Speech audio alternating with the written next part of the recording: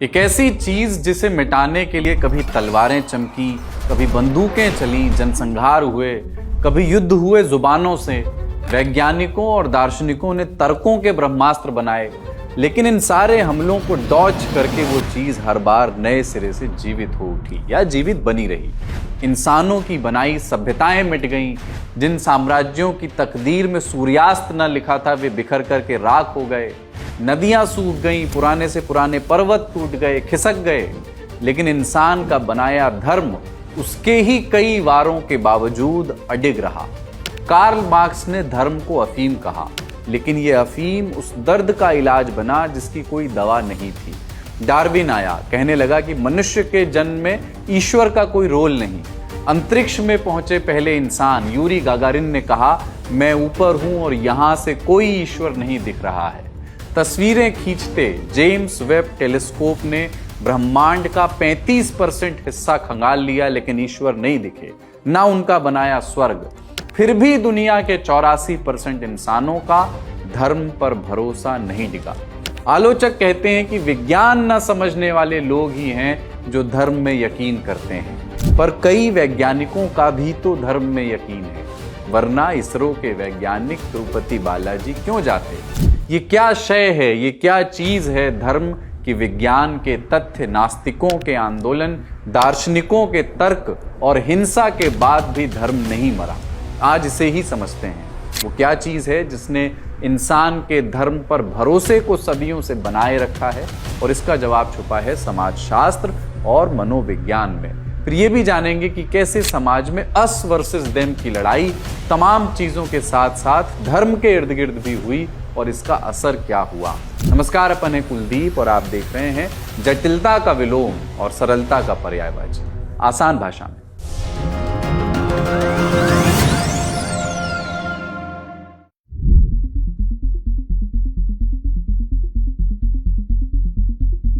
मशहूर विद्वान और हिस्टोरियन युवाल नोआ हरारी अपनी किताब सेपियंस में एक सवाल पूछते हैं कि अगर बंदर को आज एक केला देने के बजाय ये कहा जाए कि तुम भूखे रहो और तुम्हें स्वर्ग में 10 केले मिलेंगे, तो क्या वो उस बात को मानेगा?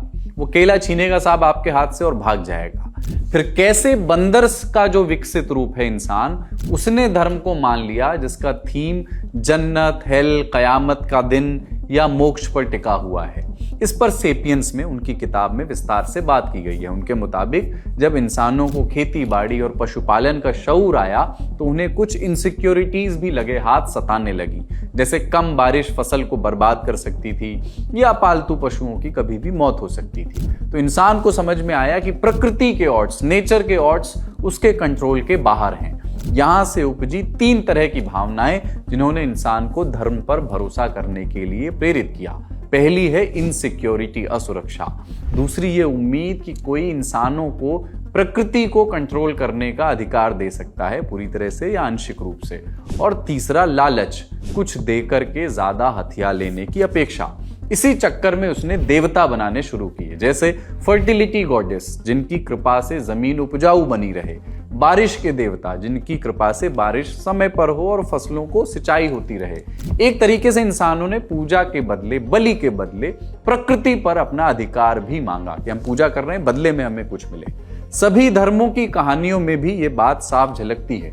इंसानों ने प्रकृति की पूजा तब तक की जब तक वे कुछ 100 लोगों की जनसंख्या वाले छोटे कबीलों में रहते थे। जब इंसानी सभ्यता का विस्तार शुरू हुआ, राज्य बने बड़े बड़े, तब जरूरत पड़ी ऐसे ईश्वर की, ऐसे देवताओं की जो सबके लिए सुपर हीरो का प्रतीक बन सकें। इसलिए जन्म हुआ पॉलीथीज्म का। पॉलीथीज्म यानी वो धर्म जिसमें कई भगवान होते हैं। हालांकि आज भी जो छोटे समूहों में रहने वाले ग्रुप्स हैं, जैसे कि आदिवासी भारत में बहुत सारे ऐसे हैं जो प्रकृति पूजा ही कर रहे हैं, लेकिन पॉलीथीज्म में इंसान के कर्मों को ब्रह्मांड में होने वाली घटनाओं का केंद्र बना दिया गया। इसलिए भगवान के एट्रीब्यूट्स, भगवान के गुण भी इंसानों जैसे थे, जैसे खुशी, प्रसन्नता, क्रोध, कुछ भी चीज पसंद होना या कुछ नापसंद ना होना। पॉलीथीज्म के खिलाफ मोनोथीज्म बना। मोनोथीज्म यानी वो धर्म जो एक ही ईश्वर को मानते हैं। धर्म के बनने से इंसान अपनी सफलताओं, असफलताओं, निराशाओं और उम्मीदों जैसी सभी चीजों के लिए ईश्वर पर निर्भर हो गया। तो ये तो बात हुई कि कैसे मनोविज्ञान ने इंसान को धार्मिक बनाया। अब समझिए कि कैसे धर्म हजारों सालों से इंसानों के लिए प्रासंगिक बना रहा। समाजशास्त्र में दो थ्योरीज हैं, स्ट्रक्चरल फंक्शनलिज्म और फिनोमिनोलॉजी। दोनों को बारी बारी से समझते हैं। स्ट्रक्चरल फंक्शनलिज्म के हिसाब से समाज कई सारी छोटी छोटी व्यवस्थाओं से मिलकर के बना है, जैसे कि एक व्यवस्था राजनीति है, एक व्यवस्था परिवार है, इकोनॉमी है, ऐसे ही एक व्यवस्था धर्म है। इन विचारकों के मुताबिक ये सभी व्यवस्थाएं इसलिए हैं क्योंकि समाज को इनकी जरूरत है। इनकी जरूरत खत्म हो जाएगी तो ये व्यवस्थाएं खत्म हो जाएंगी या इनमें अनुरूप बदलाव आ जाएगा। उदाहरण के तौर पर राजनीति। दुनिया में हजारों साल तक राजाओं का शासन था, राजशाही थी। बदले में जनता को राजाओं से प्रोटेक्शन मिलता था, लेकिन राजा अपनी मनमानी भी करते थे, आम लोगों का शोषण भी करते थे। तो राजशाही के खिलाफ गुस्सा बढ़ा, बदलाव की जमीन बनी और विकल्प के तौर पर लोकतंत्र आ गया। यही बात धर्म पर भी लागू होती है। कैसे? डरखाइम नाम के एक समाजशास्त्री हुए हैं। उनके मुताबिक धर्म का सबसे बड़ा फंक्शन है समाज में कंसेंसस बनाना, एक सहमति बनाना, ऐसे सिद्धांत गढ़ना जिससे समाज में स्थिरता बनी रहे। उदाहरण से समझते हैं। धर्म सिखाता है साहब कि अपने माता पिता, बड़े लोग जो हैं, जो गुरु हैं, उम्र में जो बड़े हैं, उनका सम्मान करना चाहिए, उनकी बातें माननी चाहिए। यही चलन रहा है।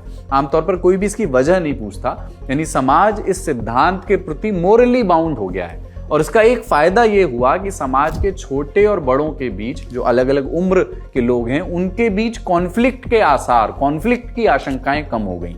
इस तरह कुछ केसेस में धर्म का सम्मान वाला सिद्धांत समाज में केओस को कम करता है। ऐसे ही हत्या, चोरी, करप्शन जैसे विषयों पर भी धर्म एक कॉमन धारणा बनाने में सहायक होता है कि अगर कोई अपराध कानून की नजर में गलत हो तो सिर्फ कानूनन अपराध है, लेकिन अगर धर्म की नजर में वो गलत है तो वो अनैतिक है और उससे छिपा भी नहीं जा सकता, क्योंकि ईश्वर को सब मालूम है। आपके घरों में इसके उदाहरण मौजूद हैं। अगर बच्चा क्लास से कभी दूसरे बच्चे का सामान घर ले आता है तो पेरेंट्स सिखाते हैं कि साहब बिना पूछे किसी का सामान लेना गलत बात होती है, इसे चोरी कहते हैं।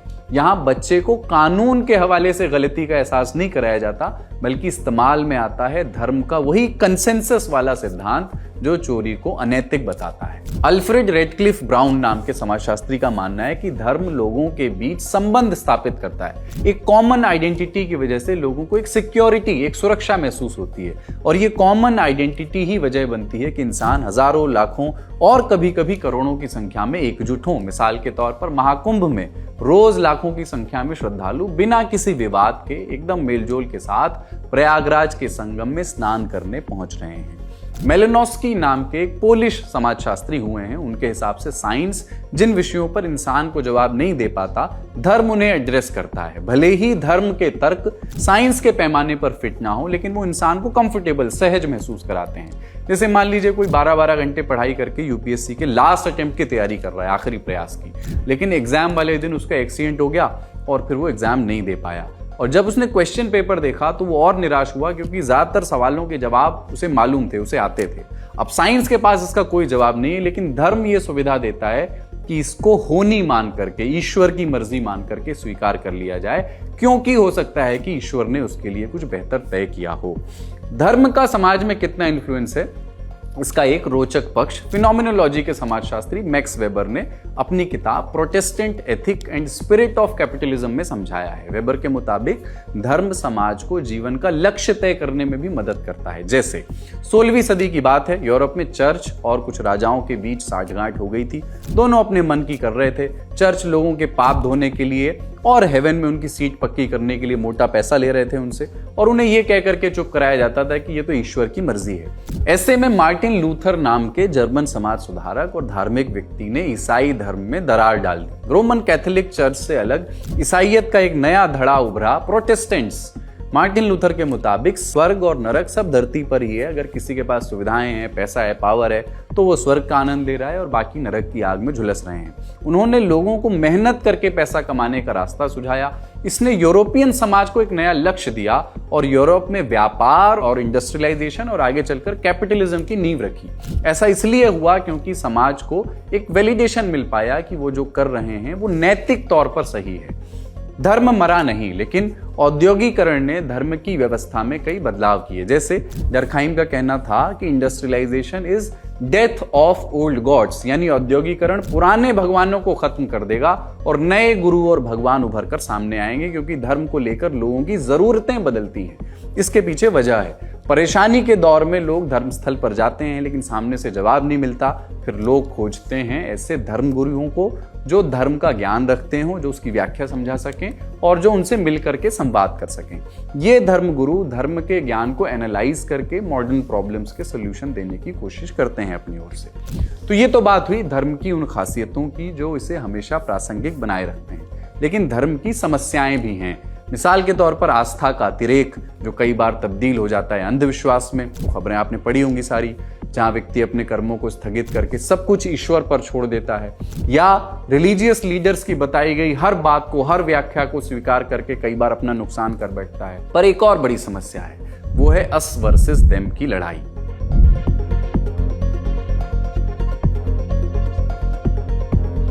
धर्म की वजह से लोग क्यों लड़ते हैं, इसके पीछे है गहरी साइकोलॉजी और साइंस। उसे एक एक करके समझ लेते हैं। सबसे पहला कारण यह है कि हमारा दिमाग एक बॉलीवुड फिल्म के डायरेक्टर जैसा है। ये चंद सेकंड में लोगों को रोल सौंप देता है, भूमिकाएं एक तमगा पकड़ा देता है। जैसे कि आप India Pakistan one day cricket match देखने गए हैं, आपने एक आदमी को इंडिया की जर्सी में देखा, तुरंत आपका दिमाग उसे हमारे ग्रुप में डाल देता है, ये अपना आदमी है। कोई पाकिस्तान की जर्सी पहने हुए होगा तो आपका दिमाग उसको ओपोनेंट मान लेगा तुरंत। तो सारा खेल दिमाग के खांचों और उसकी वायरिंग का है।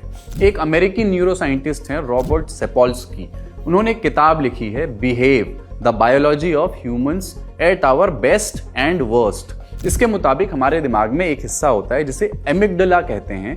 ये सिर्फ 50 मिलीसेकंड यानी 1 सेकंड के आधे हिस्से में किसी चेहरे को पहचान कर उसे अपने या पराये की श्रेणी में डाल सकता है। इवोल्यूशन के क्रम में हमारा दिमाग इस तरह विकसित हुआ है कि वो खुद ब खुद ऐसे रिएक्ट करता रहता है, एक ऑटोमेटेड मोड चला रहता है। दूसरा कारण है ऑक्सीटोसिन। ऑक्सीटोसिन एक तरह का लव हार्मोन है। ये हमारे रिश्तों का वो मसाला है जो अपने लोगों के साथ रिश्तों को गहरा बनाता है और पराये लोगों से दूरी बढ़ाता है। जैसे कॉलेज में आप दोस्तों के साथ खड़े हैं तो ये हार्मोन आपके अपने लोगों से बॉन्डिंग को बढ़ाएगा, लेकिन इतने में अगर आपको कोई नापसंद बंदा दिख जाए तो यही हार्मोन आपका जो है मूड खराब भी कर सकता है। आपने ध्यान दिया होगा कि आईपीएल में मुंबई इंडियंस और चेन्नई सुपर किंग्स फैंस के बीच कितनी एनर्जी दिखती है।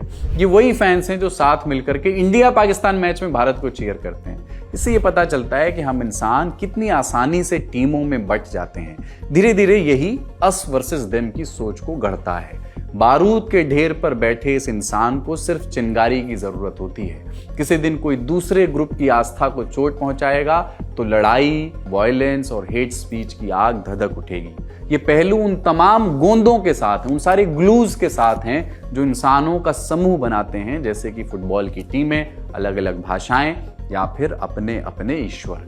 चूंकि धर्म बहुत ही प्रिविलेंट है, एक एक धर्म के फॉलोअर्स की संख्या करोड़ों में है, इसलिए उसका नैतिक आग्रह ज्यादा मजबूत होता है। इसी आधार पर आलोचक धर्म की आलोचना भी करते हैं। शायद इसीलिए सादत हसन मंटो ने कहा कि मजहब खुद एक बहुत बड़ा मसला है, अगर इसमें लपेट कर किसी और मसले को देखा जाए तो हमें बहुत ही मग्ज दर्दी करनी पड़ेगी।